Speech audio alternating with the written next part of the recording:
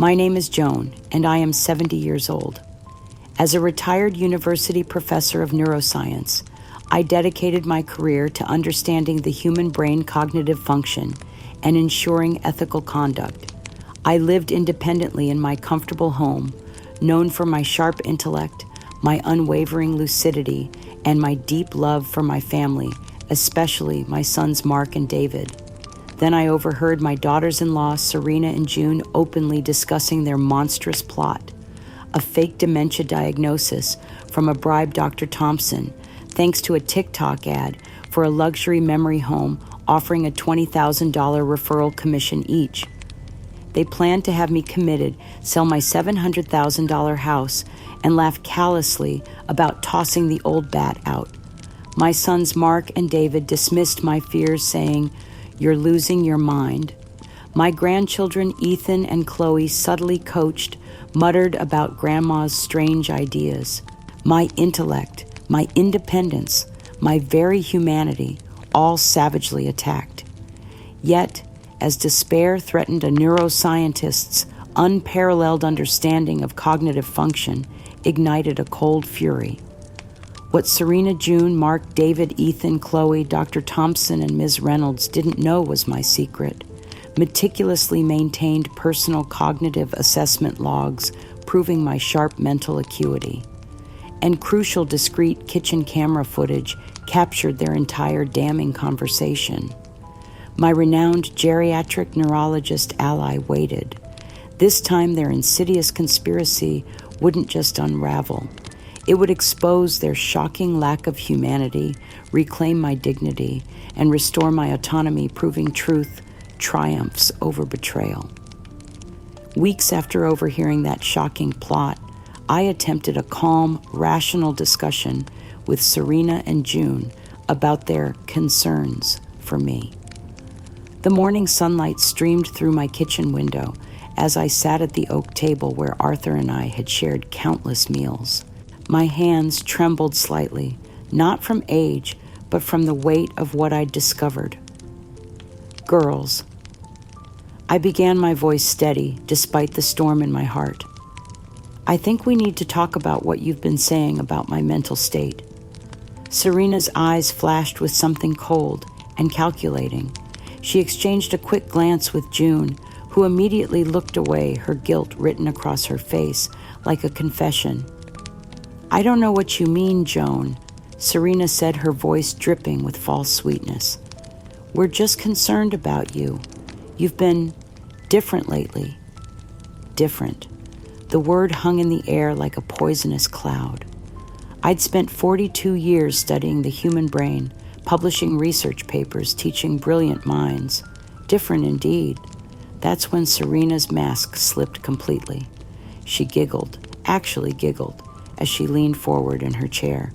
She's completely losing her mind. Dr. Thompson says she's far gone. Just a few more episodes, and we'll have her locked away. Then we get our $20,000 each, and we can finally sell her $700,000 house. No more burden on us. No more responsibility. June, emboldened by Serena's cruelty, added with a smirk, "It's perfect. She won't even know what hit her. She has no humanity left to fight us, the old fool." The words hit me like physical blows.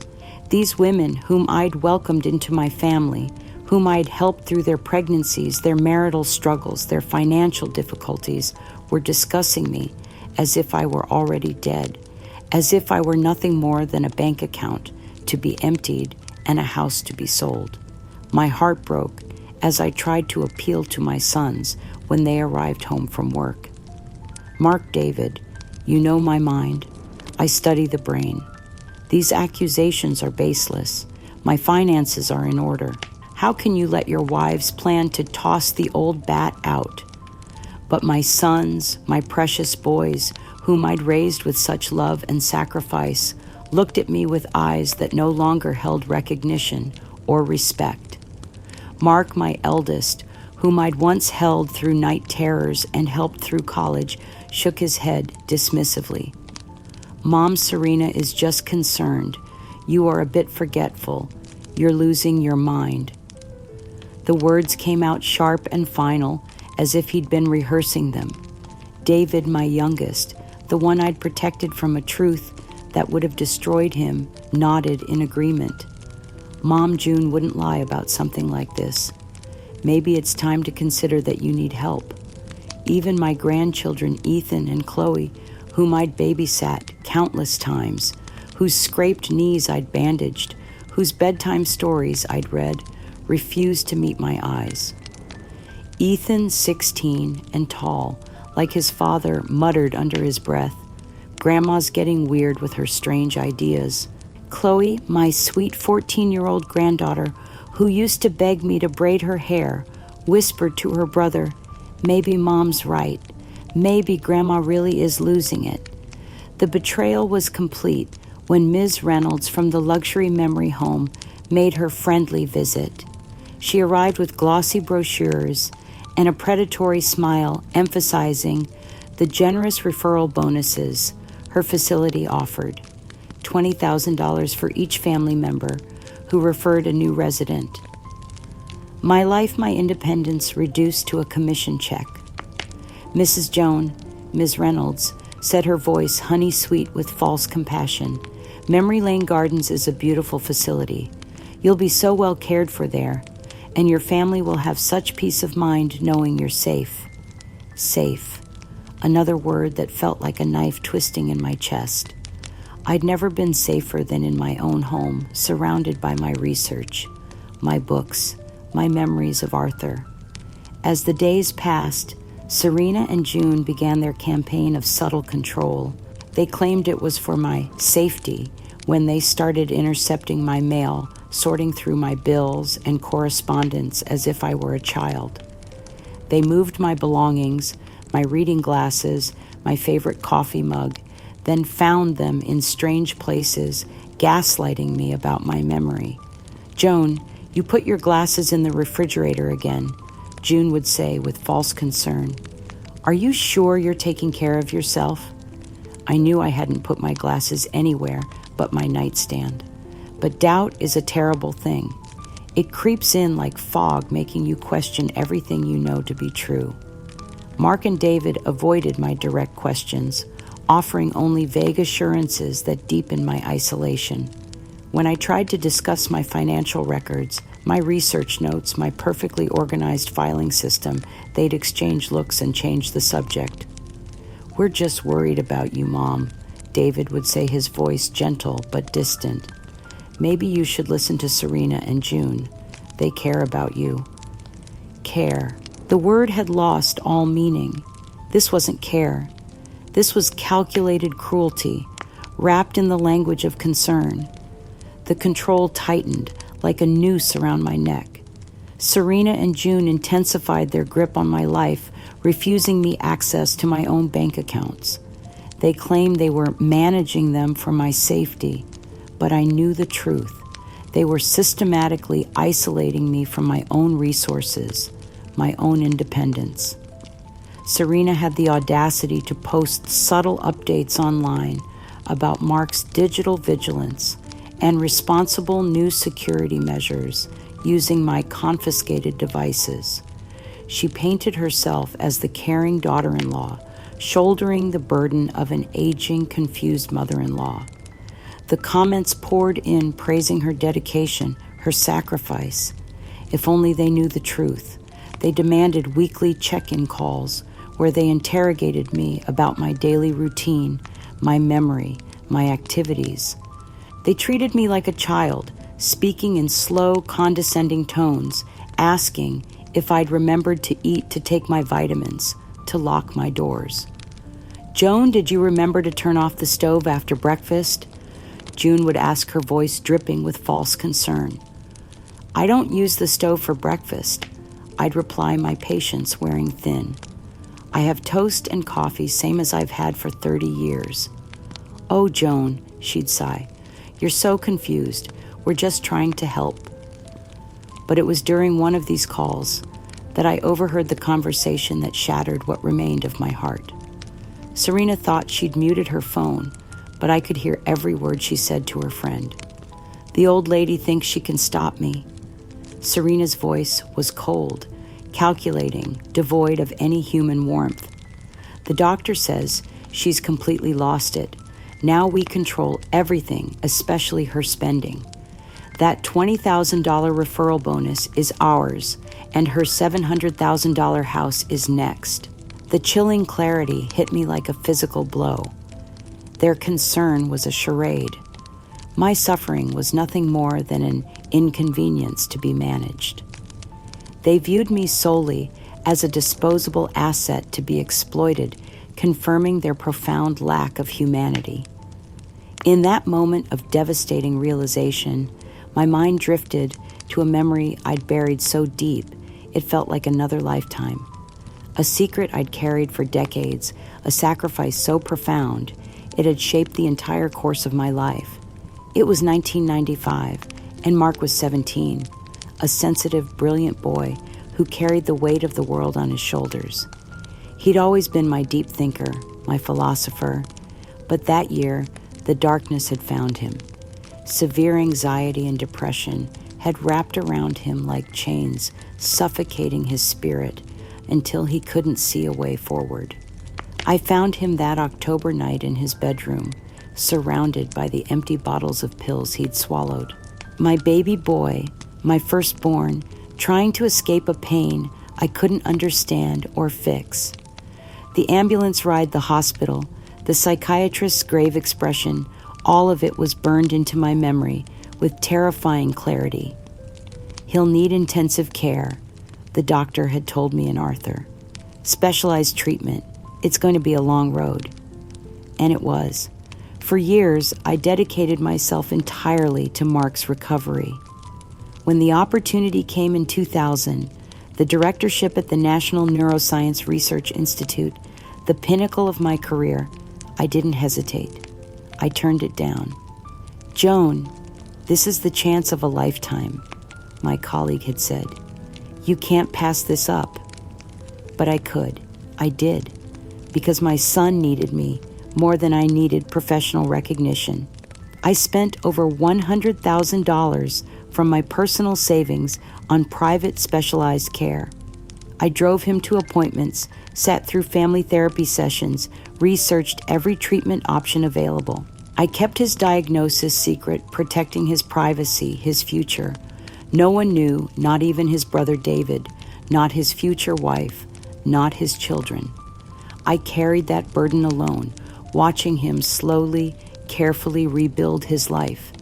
And now, as his wife plotted to have me declared incompetent and institutionalized, the irony was unbearable. The woman who had benefited from my sacrifice, who had married my recovered son, was now calling me insane and planning to profit from my supposed burden. When I tried to subtly allude to my past sacrifices for Mark to remind him of what I'd given up for his well-being, his response was like a knife to my heart. "Mom, you're always playing the martyr." He snapped, his voice sharp with irritation. "Your past choices are your own business. Serena says you're trying to manipulate us with guilt." David, my youngest, the one I'd protected from truths that would have destroyed him, added his own cruelty. "Honestly, Mom, you're getting quite paranoid. We're worried about your mental health. You're just trying to twist history to make us look bad." But the most devastating blow came from my grandchildren. Ethan, my 16-year-old grandson, looked at me with eyes that held no love, no respect, no recognition of who I'd been to him. "Grandma, you're crazy," he said, his voice flat and matter-of-fact. "Why don't you just die already?" Chloe, my sweet granddaughter, nodded in agreement. "Yeah, Grandma, you're just making everyone miserable." The words hit me like physical blows. These children whom I'd loved unconditionally were now wishing for my death. They'd been coached, manipulated, turned against me by the very people who should have been protecting our family bonds. The final insult came when Serena, through her aggressive lawyer, Mr. Davies, presented me with their solution. If I signed a binding agreement absolving them of any financial wrongdoing and agreed to move into their pre-selected assisted living facility, Memory Lane Gardens, costing $9,000 a month, they would graciously agree to forgive my past financial mismanagement. This is generous, Joan. Mr. Davies said, his voice oily with false compassion. Your family is willing to ensure your comfort despite your difficulties. They were offering to trap me physically and legally while seizing my home and $300,000 in investments. They wanted me to pay for my own imprisonment while they profited from my captivity. As I sat in my living room that night, surrounded by the life Arthur and I had built together, I felt the weight of decades of sacrifice, of love given freely and unconditionally, of secrets kept to protect those I cherished most. And I realized that none of it had mattered. To them, I was nothing more than an obstacle to be removed a bank account, to be emptied a burden, to be discarded.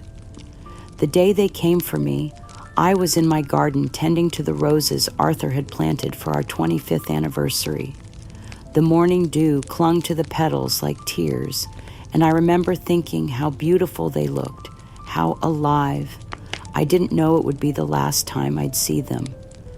Serena and June arrived with staff from Memory Lane Gardens and Dr. Thompson, the compromised physician, who'd agreed to sign off on their lies. They moved through my home like an invasion force, efficient and merciless. Joan, it's time to transition. Dr. Thompson announced, his voice professionally detached. We've prepared a lovely room for you at Memory Lane Gardens. You'll be much safer there. I watched in horror as they began boxing up my life.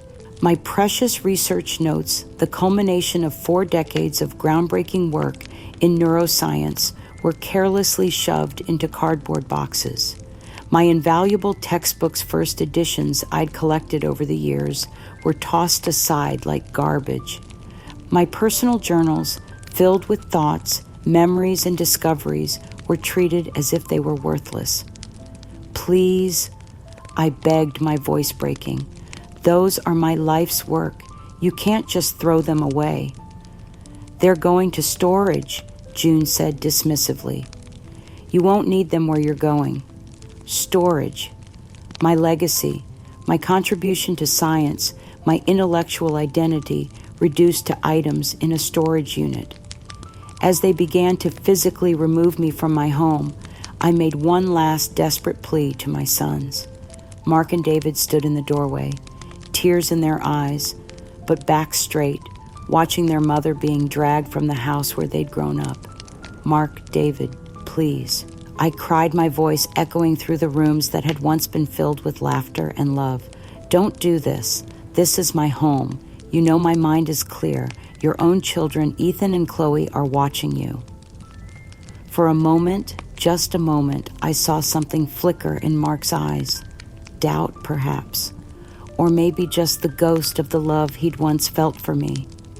He whispered something to Serena, but she brushed him off with a sharp look. David took a step forward as if he might intervene, but June grabbed his arm and shook her head. Remember what we talked about, she hissed. She's sick. This is for her own good. In that agonizing moment, I understood the profound, irreversible nature of my son's complicity.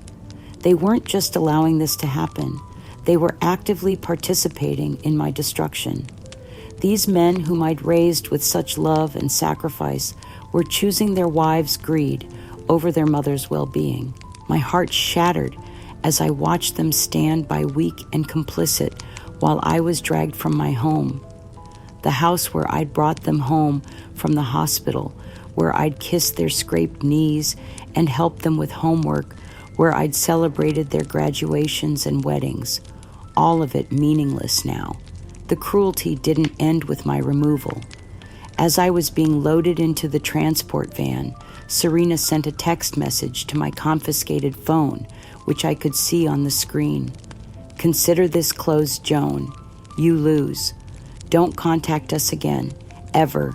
You're causing too much trouble with your craziness." June, standing in the doorway of my former home, called out with a triumphant, condescending smirk, "Honestly, Joan, this house is far too much for you now. Think of it as a fresh start paid for by your assets." But the most devastating moment came when Ethan, my 16-year-old grandson, stepped forward. In front of the neighbors who had gathered to watch the spectacle, he looked directly at me and said, "Grandma, you're crazy. Why don't you just die already?" The public humiliation was complete. My own grandson, the child I'd held as a baby, whose first steps I'd witnessed, whose birthday parties I'd organized, was publicly wishing for my death. The neighbors, people I'd known for decades, watched in silence, some with pity, others with judgment. At Memory Lane Gardens, they stripped me of everything that made me Joan. My personal belongings were lost in processing. My phone was confiscated for my safety. My identification, my credit cards, my keys all taken away. I was no longer a person. I was a patient, a problem to be managed. In the sterile, impersonal room that was supposed to be my new home, I sat on the narrow bed and felt the full weight of my isolation. The walls were beige, the furniture cheap and impersonal.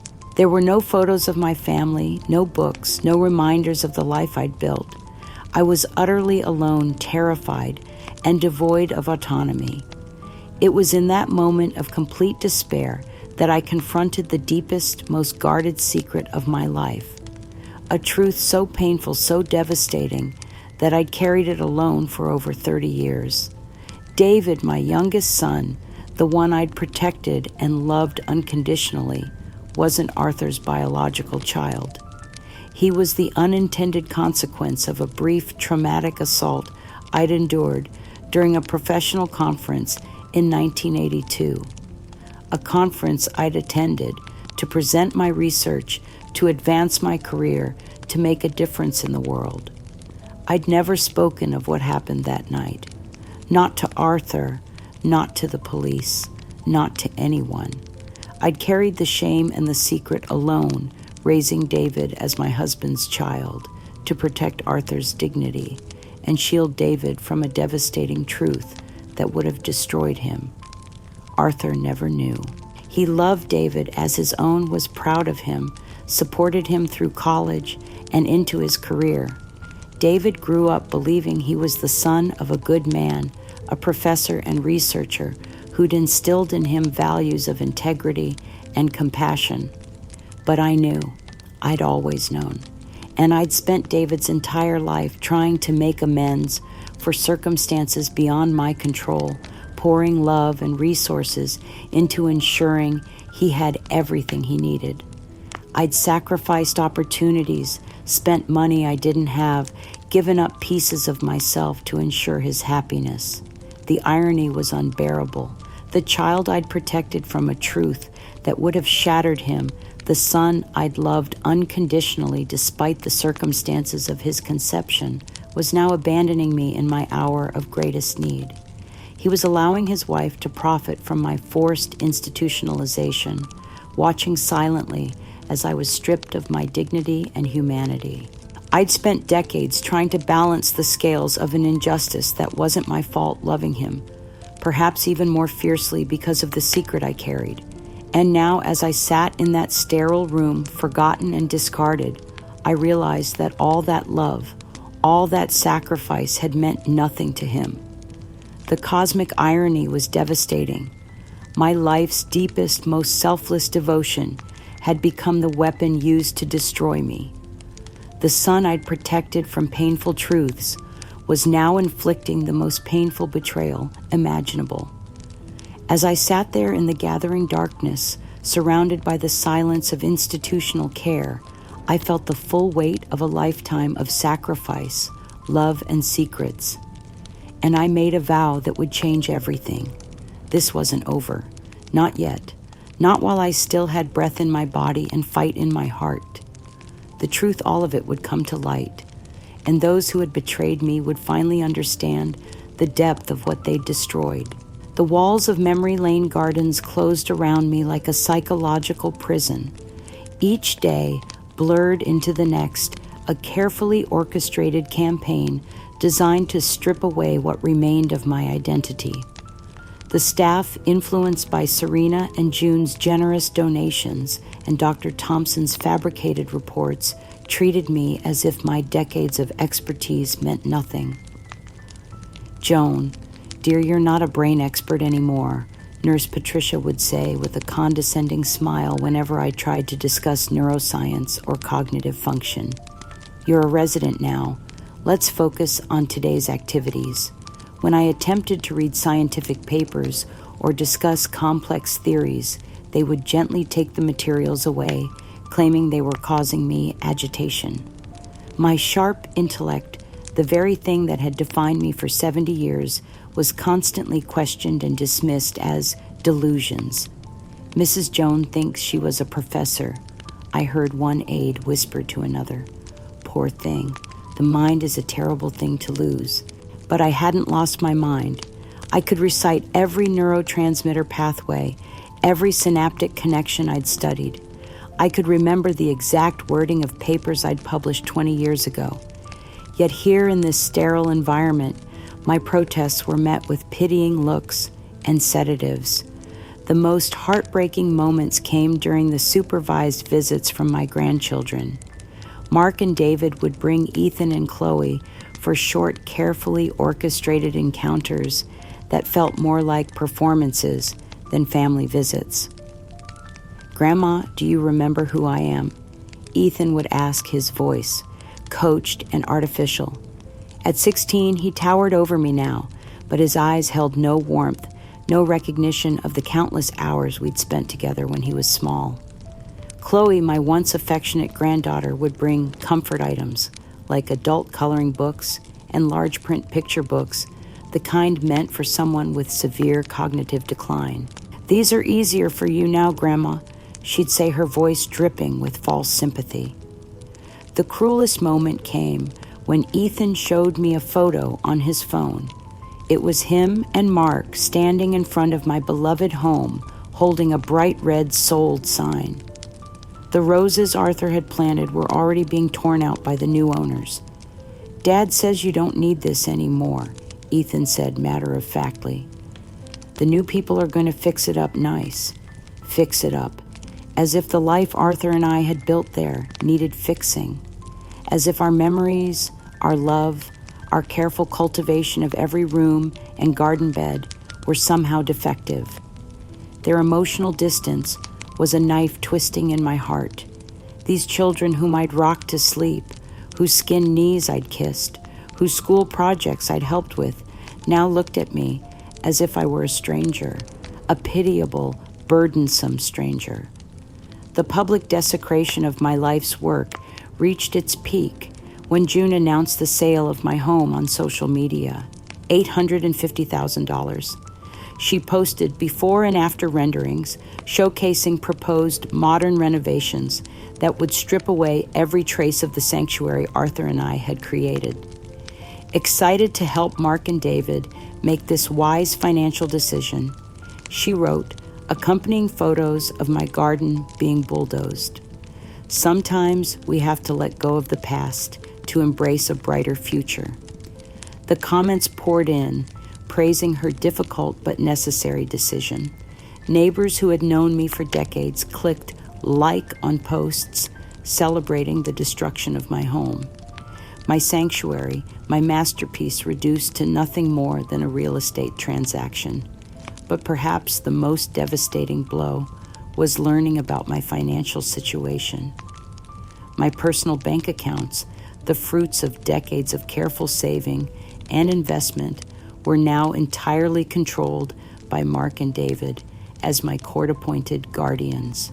My pension payments, the reward for 42 years of academic service, were automatically diverted to cover my care at Memory Lane Gardens. When I tried to contact my own lawyer, I was told he was no longer representing me, and that all legal matters were now handled by Mr. Davies Serena and June's aggressive attorney. My attempts to access any of my funds were met with bureaucratic stonewalling. Mrs. Joan is a high-maintenance resident, I overheard one staff member tell another. Her family never visits except for those awkward supervised meetings. Poor thing must feel so abandoned. Abandoned. The word echoed in my mind as I sat in my sterile room watching the sun set through windows I couldn't open. I was financially helpless, legally powerless, and emotionally isolated. Everything I'd worked for, everything I'd built, had been systematically stripped away. It was during one of my darkest moments that a tiny crack of hope appeared. Maria, a young aide who worked the night shift, noticed my obvious distress. Unlike the others, she seemed genuinely compassionate, though I could see the fear in her eyes when she interacted with me. "You seem so sad, Mrs. Joan," she whispered one evening as she helped me prepare for bed. "You don't seem crazy like they say." The next night, Maria slipped something under my pillow. It was a small, worn neuroscience textbook, one that had somehow escaped the purge of my belongings. Inside the front cover, in faded ink, was an inscription I'd forgotten. To Joan, a brilliant colleague and friend. Never stop questioning. Dr. Eleanor Vance. Dr. Vance.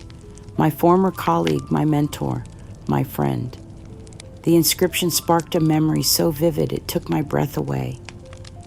Eleanor had always been suspicious of conventional wisdom, always digging deeper when things didn't add up.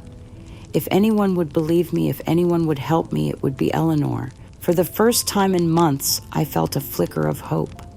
Somewhere out there beyond these walls, there were people who knew the real Joan. People who would recognize the elaborate fraud being perpetrated against me. People who might still care enough to fight for the truth. I clutched that textbook to my chest and whispered a prayer to Arthur, wherever he was. Help me find a way out of this nightmare. Help me find my voice again. The psychological torment was overwhelming, but that tiny spark of hope was enough to keep me fighting. I wasn't ready to give up, not yet. The attack on my professional legacy came with the precision of a surgical strike. Serena and June, not content with merely stealing my assets and confining my body, set out to destroy my intellectual reputation in the most public way possible. They orchestrated a highly publicized National Cognitive Wellness and Elder Care Innovation Conference, positioning themselves as leading experts in managing challenging elderly individuals. The irony was suffocating. These women who had no medical training, no understanding of neuroscience, were presenting themselves as authorities on the very field I dedicated my life to mastering. I learned about the conference from a board staff member who left the television on during lunch. There on the screen was Serena in a crisp business suit, standing behind a podium with the confidence of someone who truly believed her own lies. Traditional approaches to elder care often focus on outdated, overly complex methodologies. She said, her voice smooth and authoritative. We found that streamlined practical solutions are far more effective than the rigid analytical approaches favored by previous generations of practitioners. My hands trembled as I watched her present fabricated data from my cognitive assessment logs, documents they'd stolen from my confiscated belongings. She had manipulated my meticulous research notes, twisting them to show severe decline, and presenting my scientific rigor as stagnation and unscientific thinking. You see, Serena continued clicking through slides that featured my own handwriting. When elderly individuals become fixated on complex theories and past achievements, it often indicates an inability to adapt to current realities. This rigidity can actually accelerate cognitive decline. She was using my own work against me, perverting decades of research to support her narrative of my incompetence. Every principle I'd fought to establish, every breakthrough I'd contributed to the field was being twisted into evidence of my mental deterioration. June appeared in a separate segment presenting herself as a visionary in elder care who had transformed complex cases through compassionate intervention. Sometimes, June said with practiced sympathy, families must make difficult decisions. When we prioritize emotional attachments over practical solutions, we do a disservice to our loved ones. Professional assessment trumps sentiment every time. The subtext was clear. My scientific training, my analytical mind, my decades of expertise were being reframed as emotional attachment and sentiment. They had taken everything that made me Joan and twisted it into weakness. But the most devastating moment came when they featured my grandchildren in the presentation. Ethan appeared in a pre-recorded video, his young face serious as he spoke directly to the camera. I've learned a lot about moving beyond complex, old-fashioned thinking. He said the words clearly coached, but delivered with conviction. Sometimes the simple solution is the right solution. My generation doesn't get caught up in complicated theories like older people do.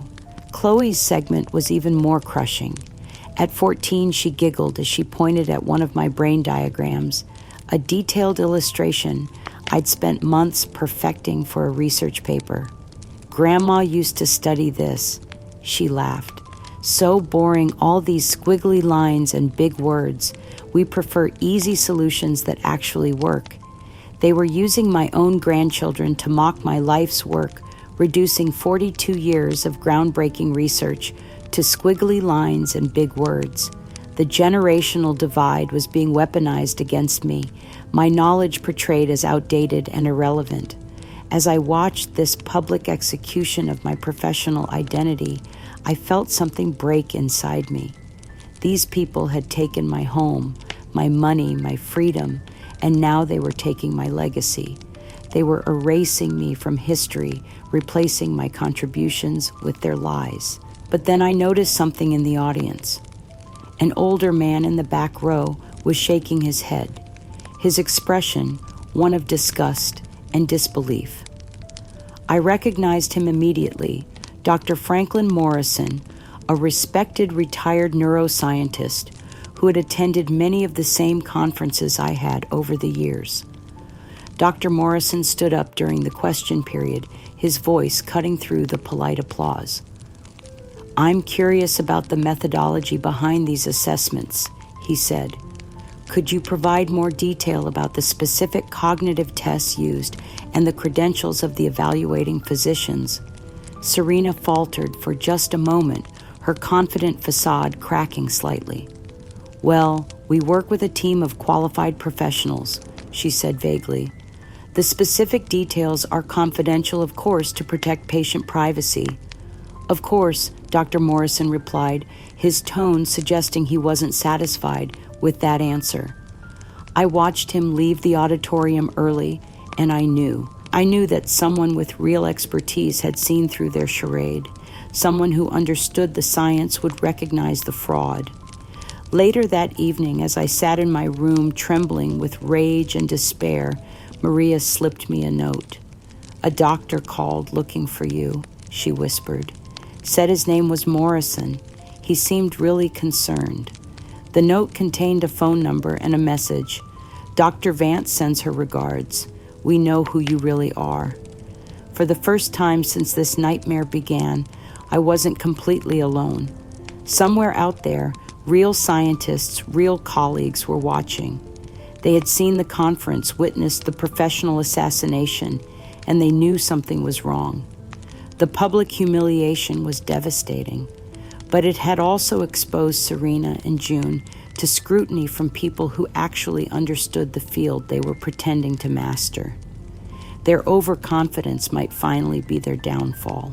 I held that note like a lifeline, feeling the first stirrings of something I'd almost forgotten, the possibility of vindication.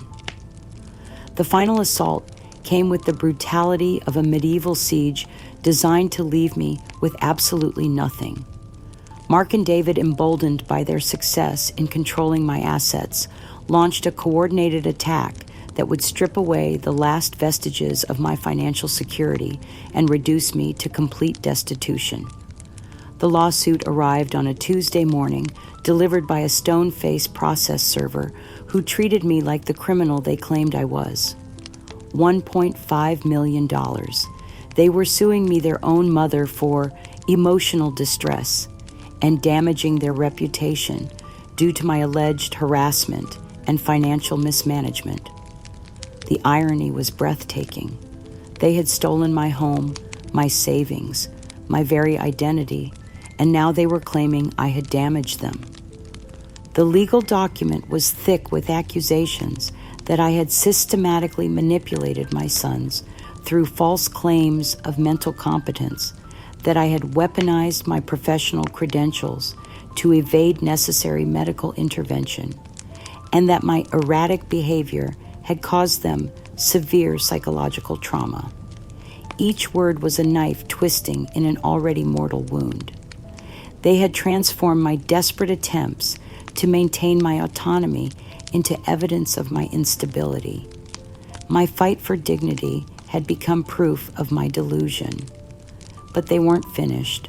Mark contacted my former university, presenting himself as a concerned son, worried about his mother's declining mental state. He filed formal complaints with the retirement fund administrators, claiming I was unfit to manage my own pension and alleging gross misconduct related to my past research. The university, seeking to protect itself from potential liability, immediately launched an investigation into my competency and began procedures to revoke my pension. 42 years of dedicated service, of groundbreaking research, of mentoring young minds, reduced to a bureaucratic checkbox marked incompetent. The mounting legal fees were impossible to manage when I had no access to my own funds. Mr. Davies, their lawyer, made sure every procedure was as expensive and complex as possible, bleeding away what little remained of my resources through endless motions and hearings I wasn't even allowed to attend. The eviction notice came with deliberate precision, timed for maximum humiliation. Serena had made sure local media would be present, framing my forced removal as a tragic example of untreated mental illness and the difficult decisions families must make. I watched from my window at Memory Lane Gardens as news vans lined up outside my temporary shelter cameras, ready to capture my descent into homelessness. The reporters spoke in hushed, sympathetic tones about the elderly woman who had refused help from her loving family and was now facing the consequences of her mental decline. There I was on the evening news, my few remaining belongings stuffed into garbage bags, being led away from the only housing I could afford. The woman who had once commanded lecture halls filled with brilliant minds was now a cautionary tale about the dangers of untreated dementia. Mark appeared on camera, his face a mask of practiced sorrow. "We tried everything," he said, his voice breaking with manufactured emotion. "But at some point, you have to accept that you can't help someone who won't help themselves. We have no obligation to enable her destructive behavior." David posted on social media about his busy schedule and how some people just create drama wherever they go. The implication was clear. I was nothing more than an inconvenience, a problem they had solved by cutting me out of their lives entirely. But the cruelest twist came when June unveiled her latest purchase, a massive custom-built neuro-wellness center for children funded entirely by my stolen retirement investments and the proceeds from my home sale. She dedicated it publicly to Mark, praising his business acumen and foresight in managing family assets. The photos were everywhere, splashed across local newspapers and social media. June and Serena posing with a giant ribbon, Mark and David smiling proudly beside them, my grandchildren playing happily in a facility built with my life's savings, my legacy transformed into their trophy. This center represents the future of cognitive health, June announced at the grand opening. We're moving beyond outdated approaches and embracing innovation. Sometimes you have to let go of the past to build something better. Let go of the past. As if my decades of research, my contributions to neuroscience, were nothing more than outdated thinking to be discarded. They had taken my money and turned it into a monument to their own success, a permanent reminder of how completely they had erased me from existence. The stress of losing everything, of watching my life's work perverted and my love weaponized against me, finally broke my body. The heart attack came suddenly, a crushing pain that felt like my chest was being torn apart from the inside. As the world went dark around me, I wondered if this was how it would end, alone and forgotten, in a hospital bed, another casualty of family greed. But even as consciousness faded, my mind held on to fragments of memory, pieces of a puzzle I'd been too overwhelmed to solve. Somewhere in the darkness, I remembered an experiment I'd conducted decades ago, a study of cognitive patterns in families under extreme stress. The data had shown something troubling, something I'd filed away and never fully explored. Mark's sudden emotional detachment, David's calculated avoidance, their inability to meet my eyes, their strange rehearsed responses to my pleas. These weren't just the symptoms of greed or manipulation. They were the classic signs of people suppressing devastating guilt, hiding a truth so terrible it was eating them alive from the inside. As my heart fought to keep beating, that fragment of professional knowledge sparked a dangerous realization. My sons weren't just complicit in this betrayal. They were victims too, trapped in a web of secrets and lies that went deeper than even I had imagined. The truth, whatever it was, would either save us all or destroy what little remained of our family. But first, I had to survive long enough to find it. Recovery was slow and painful, my body rebuilding itself, cell by cell, while my mind raced with the terrible possibility that had emerged from my collapse. The fragments of memory, the professional insight that had surfaced in my darkest moment, coalesced into a chilling certainty. My sons were hiding something that went to the very heart of this betrayal. From my hospital bed, weak but determined, I knew I had one chance to reach them. Maria, the compassionate aide who had shown me kindness, had been reassigned to the hospital's geriatric ward. When she saw me there, broken but alive, tears filled her eyes. "Mrs. Joan," she whispered, "I was so scared we'd lost you." With her help, I recorded a video message that contained everything. The unedited audio recordings of Serena and June's initial conversations, their chilling boasts about getting Mom's money, their cynical remarks about my age and supposed decline. I played the clips of them discussing the $20,000 referral bonuses, their plans to sell my home, their callous jokes about tossing the old bat out. But more importantly, I spoke directly to my sons, my voice raw with emotion and desperation. "Mark, David," I said, looking directly into the camera, "I know you're in pain. I can see it in your eyes in the way you can't look at me anymore. Whatever Serena and June have told you, whatever they've threatened you with, it doesn't have to be this way. You're my sons. I love you unconditionally, no matter what secrets you're carrying." I hinted at their past emotional struggles without revealing details, hoping to remind them of the mother who had stood by them through their darkest moments. "Remember who stood by you when the world felt impossible," I said. "Remember who sacrificed everything to make sure you had a chance at happiness. That person is still here. I'm still here.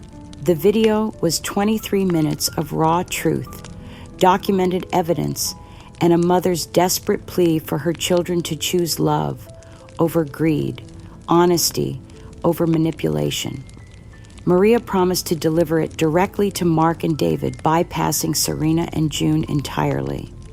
We planned it carefully, timing the delivery for when the women would be at their yoga class, when my sons would be alone with their consciences. But Serena's network of informants was more extensive than we'd realized. Within hours of Maria sending the message, Serena had intercepted it through her contacts at the hospital. I learned later that she'd been paying certain staff members to monitor all my communications, ensuring she stayed one step ahead of any attempts to reach my sons. What happened next was a masterpiece of digital manipulation that left me speechless with horror. Serena took my raw, emotional plea and transformed it into a weapon against me. Using editing software, she altered the audio, splicing sentences together, adding ominous background noise and adjusting the tone to make me sound paranoid and unhinged. The clips of her and June discussing their financial plans were dismissed as obvious hallucinations, while my appeals to my sons' consciences were reframed as manipulative guilt tactics and delusional rambling.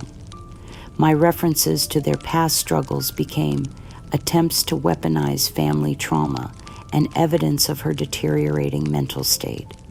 She sold this heavily doctored video to a prominent national gossip news channel, framing it as an exclusive look into the tragic decline of a once brilliant mind.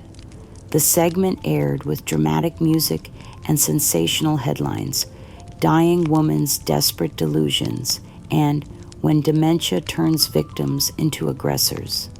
The impact was immediate and devastating.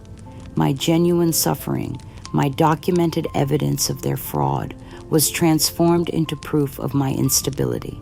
The audio recordings that should have exposed Serena and June's greed were presented as elaborate fabrications created by a paranoid, delusional woman who was blackmailing her own family. Within 24 hours, Mark and David appeared on national television, their faces masks of practiced grief and concern. They sat in a sterile studio, flanked by their wives, speaking in careful, rehearsed tones about their beloved mother's tragic decline. It breaks our hearts to see her like this, Mark said, his voice thick with manufactured emotion. The mother we knew, the brilliant professor who raised us, that person is gone. What we're dealing with now is a very sick woman who's lashing out at the people trying to help her. David nodded sadly, bringing Ethan onto camera for maximum emotional impact. My 16-year-old grandson, coached to perfection, looked directly into the lens with practiced concern. I just want my grandma to get the help she needs. Ethan said, his young voice trembling with false sincerity. It's hard to watch someone you love become someone you don't recognize. But we have to think about what's best for her, even if she doesn't understand.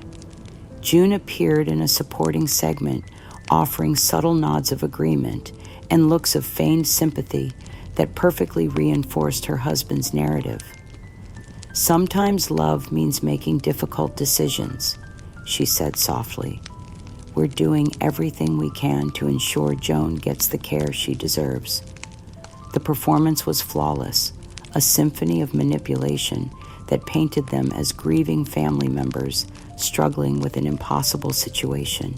My voice, my truth, my desperate plea for help had been stolen and weaponized against me in the most public forum possible. But somewhere in the darkness of my despair, a light began to shine.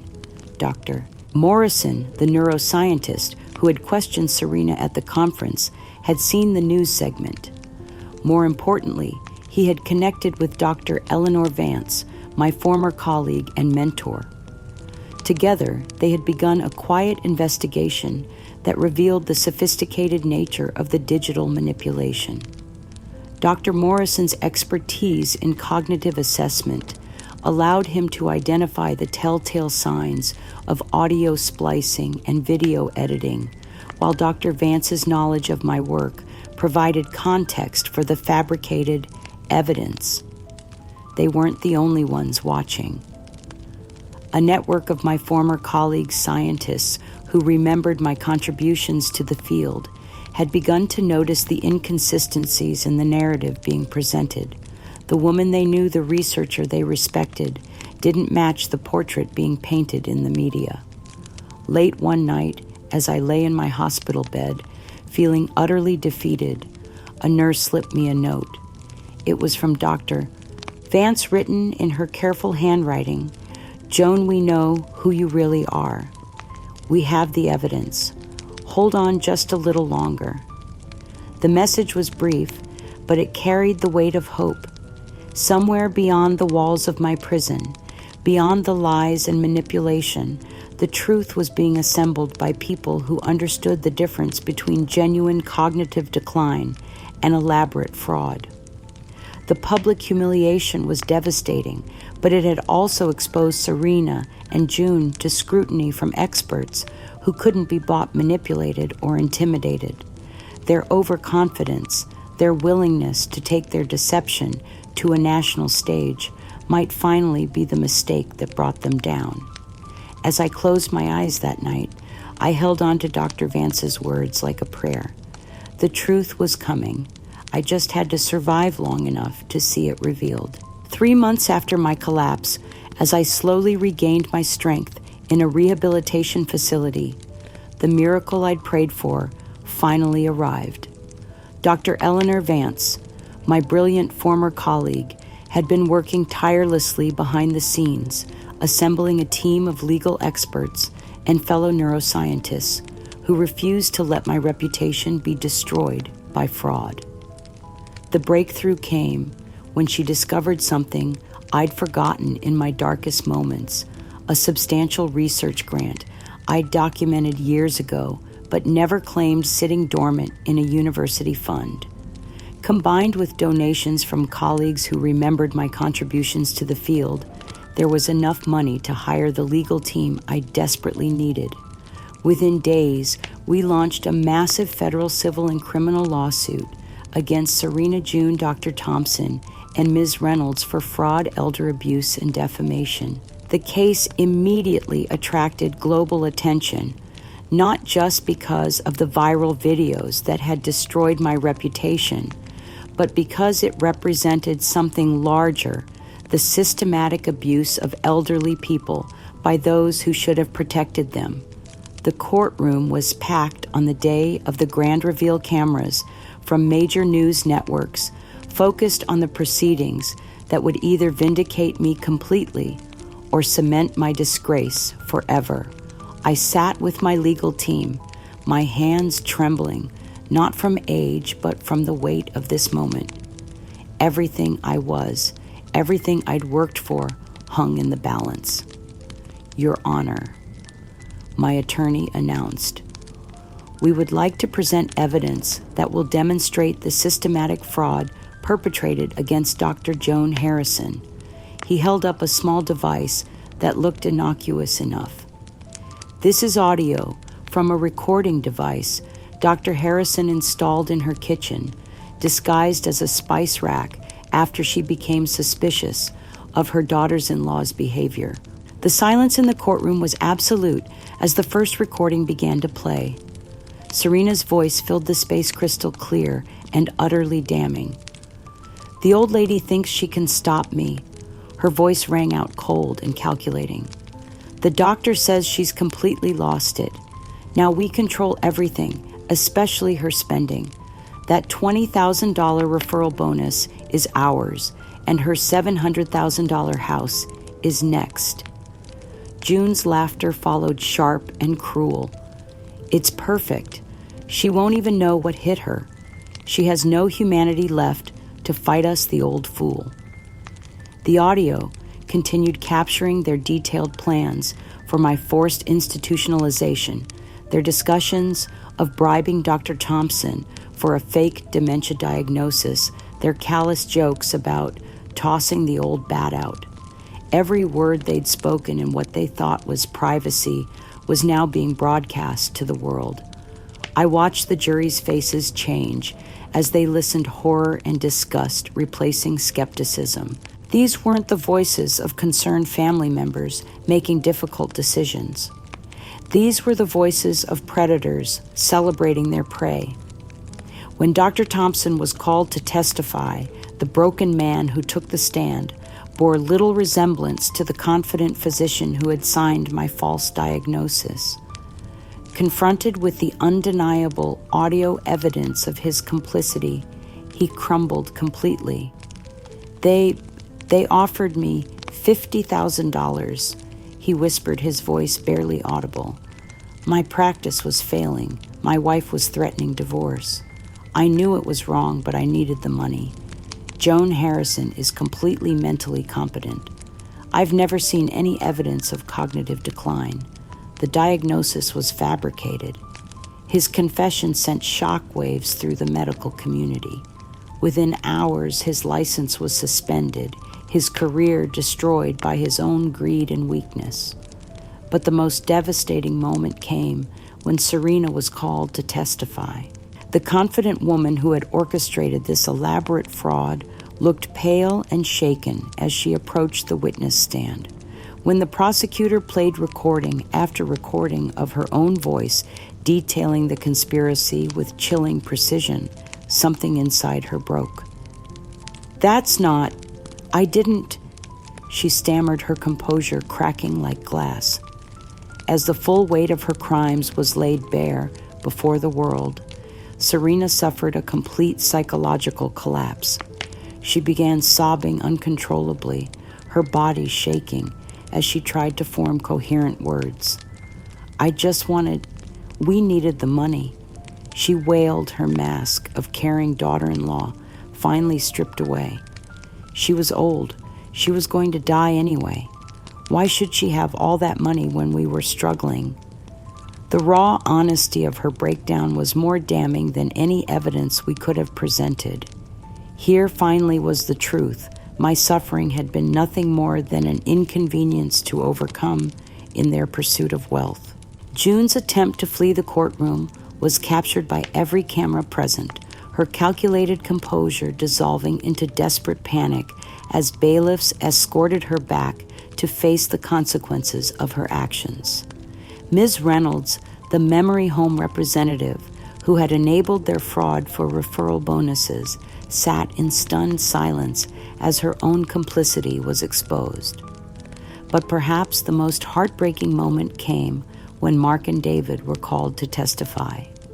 My sons, who had stood by and watched their wives destroy their mother, finally heard the truth in all its ugly detail. As Serena's recorded voice filled the courtroom with her plans to get rid of the old bat, I watched my boys break down completely.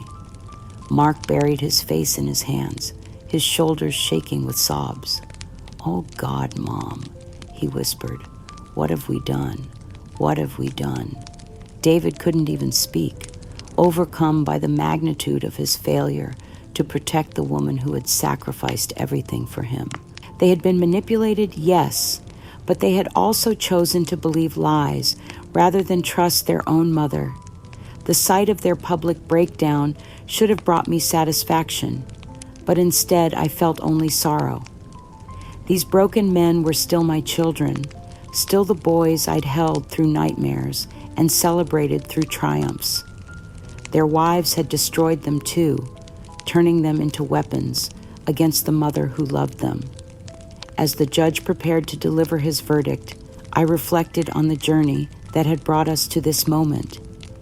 The truth had finally been revealed, but at such a terrible cost. Families had been shattered, lives destroyed, trust obliterated. Justice was coming, but it would be a bittersweet victory in a war that should never have been fought. The court's verdict was swift and decisive, a complete vindication that echoed through every corner of my shattered life.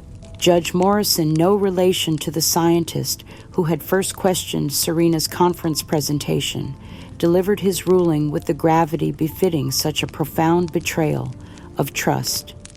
This court finds the defendants guilty of criminal elder abuse, financial fraud, conspiracy, and defamation. He announced his voice carrying the weight of absolute authority. The evidence presented demonstrates a calculated, systematic campaign to destroy the reputation, independence, and financial security of Dr. Joan Harrison, a woman of impeccable character and distinguished service. Serena received a sentence of 7 to 12 years in federal prison, along with full financial restitution for every penny she'd stolen. June was sentenced to 5 to 10 years, her role as architect of the conspiracy earning her substantial prison time, despite her attempts to minimize her involvement. Dr. Thompson faced criminal charges and permanent license revocation, his medical career ending in disgrace. Ms. Reynolds and her company faced severe penalties for their complicity in the fraud. But more important than the prison sentences was the formal judicial recognition of my character and competence. The judge's statement was read into the permanent record, explicitly dismantling the false narrative of my mental instability and incompetence. Dr. Joan Harrison, he declared, has demonstrated throughout these proceedings the same sharp intellect, ethical integrity, and professional competence that characterized her distinguished career in neuroscience. The court finds no evidence whatsoever of cognitive decline or mental incompetence.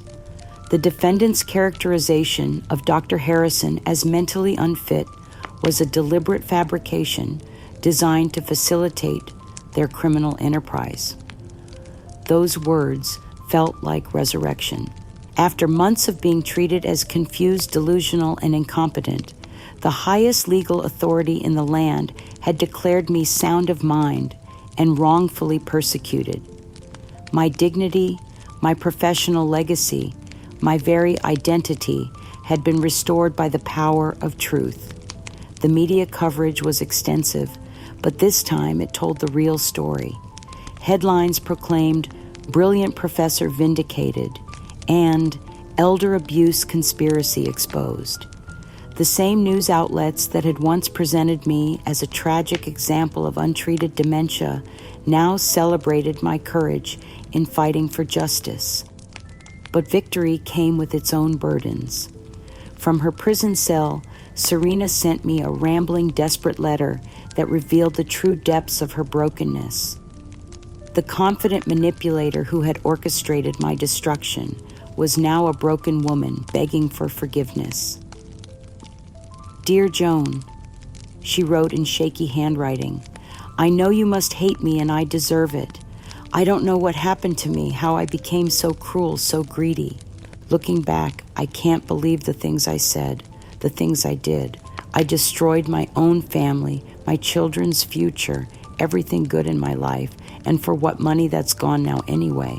Please, if you have any mercy left, could you help me? I have nothing left, no one who will speak to me. I'm so sorry, so terribly sorry."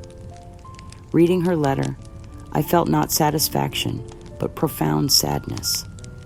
This broken woman had once been someone I welcomed into my family, someone I'd helped through difficult times. Her greed and manipulation had destroyed not just my life, but her own. There was no winner in this tragedy, only victims of varying degrees. June's isolation was complete and absolute. Abandoned by her community, ostracized by any remaining family, she languished in prison, consumed by bitterness and rage. Unlike Serena's desperate pleas for forgiveness, June remained defiant, apparently still convinced that she had been justified in her actions. Her letters, when they came, were filled with blame and resentment, never acknowledging the pain she had caused. The most difficult part of the aftermath involved Mark and David. My sons, overwhelmed by guilt and shame, had committed themselves to intensive psychological therapy, both individually and together. From a rehabilitation center, where they were working to understand how they had become complicit in their mother's abuse. They sent me letters that broke my heart with their raw honesty. Mom, Mark wrote, I lie awake every night thinking about how I failed you. I hear Serena's voice on those recordings saying those terrible things about you. And I remember how I defended her. I remember telling you that you were losing your mind when I should have been protecting you from the people who were actually trying to destroy it. I don't know if you can ever forgive me, but I need you to know that I'm trying to become the man you raised me to be. The man who would have stood by his mother instead of letting his wife manipulate him into betraying her. David's letters were even more painful, filled with references to the sacrifices I'd made for him that he was only now beginning to understand. I know there are things about my life, my childhood, that you protected me from, he wrote. I'm starting to understand the depth of what you gave up for me, and it makes my betrayal even more unforgivable. You spent your life trying to give me everything, and I repaid you by taking everything away. I'm in therapy trying to understand how I became so weak, so easily manipulated. I want to be worthy of being your son again, even if that takes the rest of my life. Their letters gave me hope, but also immense sadness. These were my children, and I loved them despite everything. But trust once shattered so completely would take years to rebuild, if it could be rebuilt at all. The most surprising source of healing came from my grandchildren. Ethan and Chloe, now 17 and 15, had been as traumatized by the revelations as anyone. The parents they'd trusted had lied to them, manipulated them, used them as weapons against their grandmother. But unlike their fathers, the children seemed more resilient, more able to process the truth and move forward. Ethan was the first to reach out, appearing at my door one afternoon with tears in his eyes and a bouquet of flowers from my old garden. Grandma, he said, his voice breaking, I said terrible things to you. I wished you would die. I didn't understand what was happening, but that's no excuse. I want to know the real you, not the person Mom told me you were. Will you forgive me? Will you teach me to be better? Chloe followed, soon after, her young face marked by guilt and confusion. I feel so stupid, Grandma, she cried. I believed all those lies about you being crazy, but you were never crazy. You were just trying to protect yourself from people who wanted to hurt you. I want to learn from you. I want to understand what real family means. Their visits became regular, tentative at first, but growing warmer as we rebuilt our relationship on a foundation of honesty and mutual respect. I told them stories about their grandfather, Arthur, about my research about the real history of our family. They listened with hungry attention, as if trying to replace the lies they'd been fed with authentic truth. The legal victory was complete, my assets restored, my reputation vindicated. But the emotional victory was more complex, tinged with loss and regret. Justice had been served, but at such a profound cost to all of us. Still, as I sat in my reclaimed home, surrounded by my research books and Arthur's photographs, I felt something I hadn't experienced in years, peace. The truth had won, but more importantly, I had won. I had fought for my dignity, my independence, my very identity, and I had prevailed. Whatever came next, I would face it as myself, not as the confused, helpless victim they had tried to make me become. 2 years later, I stood in my meticulously restored kitchen, watching the morning sun stream through windows that once again belonged to me. The house Arthur and I had built together was alive again, filled with the sound of my grandchildren's laughter as they helped me prepare Sunday breakfast. The woman who had been dragged from this home in despair had returned, transformed by the fire of adversity, into something stronger, wiser, and more purposeful than she had ever been before. My victory was not just legal or financial, it was spiritual, a complete reclamation of my authentic self. The legal settlement had restored my financial security, and then some. The sale of my home had been reversed. Serena and June's assets liquidated to compensate for the damages they had caused. But money, I had learned, was never really what this fight had been about. It was about dignity, respect, and the fundamental right to exist as a complete human being rather than a burden to be managed or a resource to be exploited. My daily life had settled into a rhythm that brought me profound satisfaction. I spent my mornings reading recent neuroscience research, keeping up with advances in my field, occasionally consulting on cases involving elderly cognitive assessment. My afternoons were often devoted to my new calling advocacy for elder abuse prevention and family reconciliation. The story of my ordeal had resonated with thousands of people across the country who had faced similar betrayals. I received letters daily from elderly people whose children had attempted to manipulate or exploit them, seeking advice, support, and hope. My home had become an informal headquarters for a growing movement to protect senior citizens from financial and emotional abuse. Dr. Harrison. One letter read, "Your story gave me the courage to fight my son's attempts to have me declared incompetent. Thanks to your example, I hired my own lawyer and exposed his lies. I wanted you to know that your suffering helped save my independence." Those letters filled me with a sense of purpose I'd never experienced even during my academic career. My pain had been transformed into a source of strength for others, my trauma alchemized into wisdom that could prevent similar tragedies. The relationship with my sons remained complicated, but showed steady signs of healing. Mark and David continued their therapy, sending me regular updates on their progress and expressing genuine remorse for their past actions. Our interactions were careful, respectful, and honest in a way they had never been before. Mom, David wrote in his most recent letter, "I'm learning things about myself that I never understood before. The therapist says I have a pattern of avoiding difficult truths, of letting other people make decisions for me rather than taking responsibility myself. I think I've been doing that my whole life, and it led me to betray the person who loved me most unconditionally. I'm working to become someone who deserves your love, someone who would protect rather than abandon you." Mark's progress was similarly encouraging. I realize now that I was so afraid of conflict with Serena that I chose to believe her lies rather than trust my own mother, he admitted. "That's not the man you raised me to be, and it's not the man I want to remain. I may never be able to make up for what I did, but I'm committed to becoming the son you deserve to have."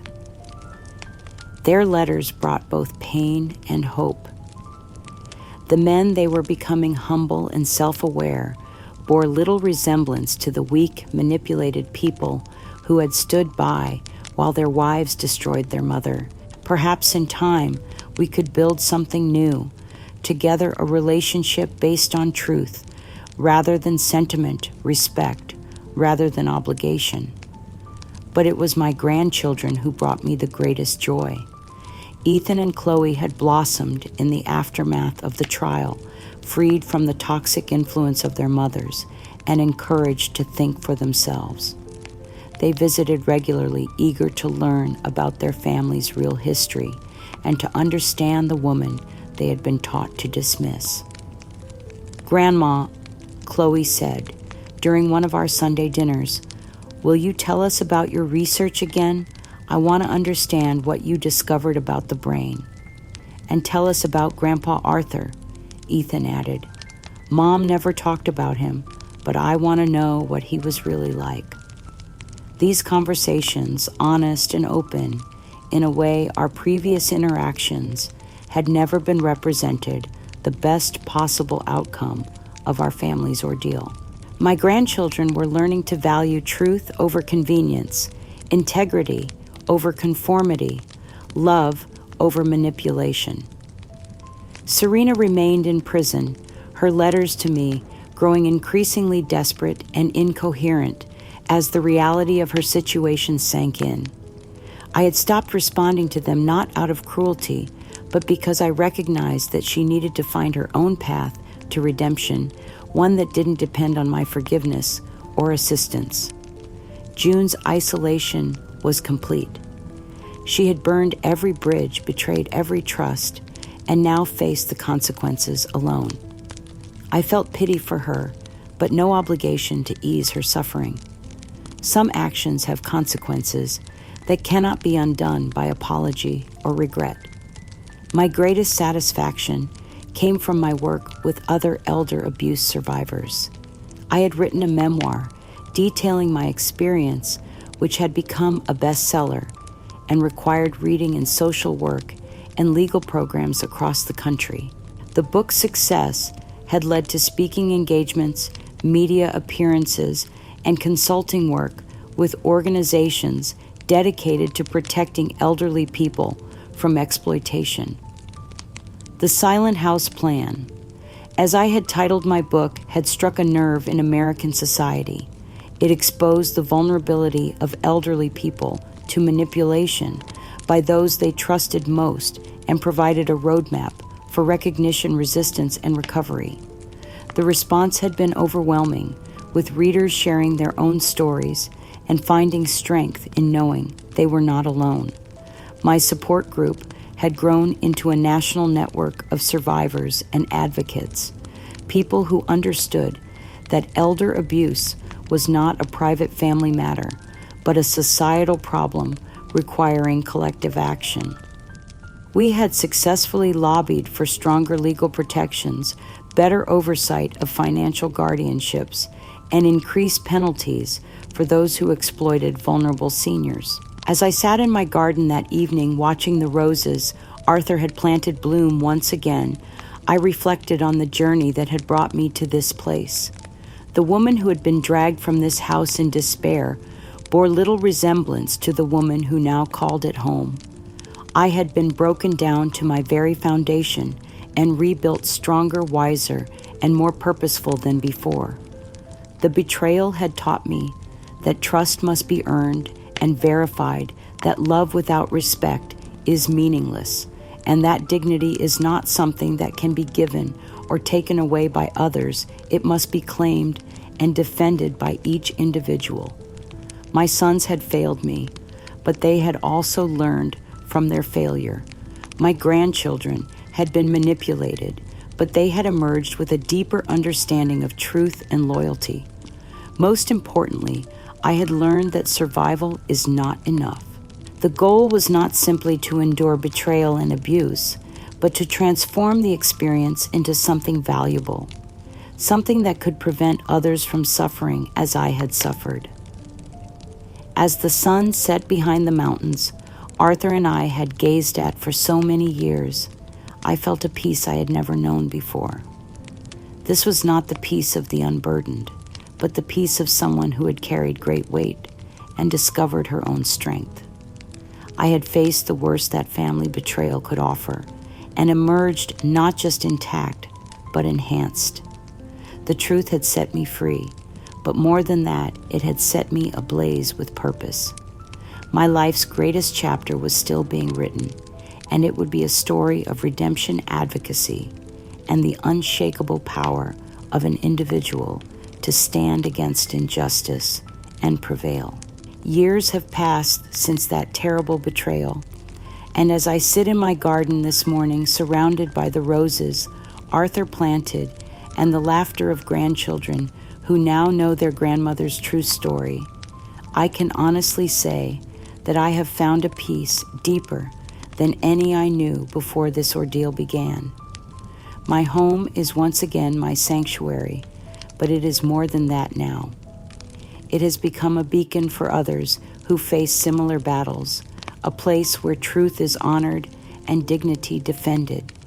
The woman who was once deemed incompetent by fraudulent physicians now serves as a national expert on elder abuse prevention, her voice carrying weight precisely because she survived what so many others did not. The relationship with my sons remains a work in progress, built now on honesty rather than sentiment. They continue their therapy, continue their journey toward becoming the men I always hoped they could be. Our conversations are careful but genuine, marked by respect earned through hard experience rather than assumed through blood relation. Perhaps full reconciliation will come in time. Perhaps not. But what we have now, truth, respect, and cautious love, is infinitely better than the lies and manipulation that came before. My grandchildren have become the joy of my later years, young people who understand the difference between authentic love and manipulative control, who value truth over convenience, and who have learned that real family loyalty means protecting each other from harm, not enabling it. They carry forward the lessons of our family's ordeal, armed with wisdom that will serve them throughout their lives.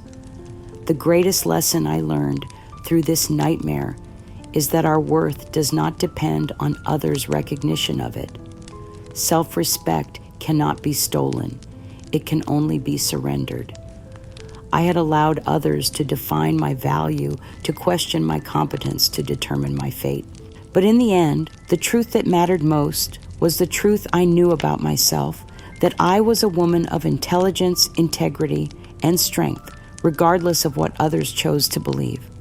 To those who hear my story and recognize their own struggles within it, I offer this: you are not alone. The manipulation you face, the gaslighting that makes you question your own reality, the financial exploitation that threatens your security, these are not uncommon experiences. They are symptoms of a society that too often views elderly people as burdens rather than treasures, as problems to be managed rather than individuals to be respected. But more than that, I want you to know that victory is possible. Truth has a power that no lie can overcome permanently. Justice may be delayed, but it will not be denied to those who fight for it with courage and persistence. Your voice matters. Your experience has value. Your life has meaning beyond what others assign to it.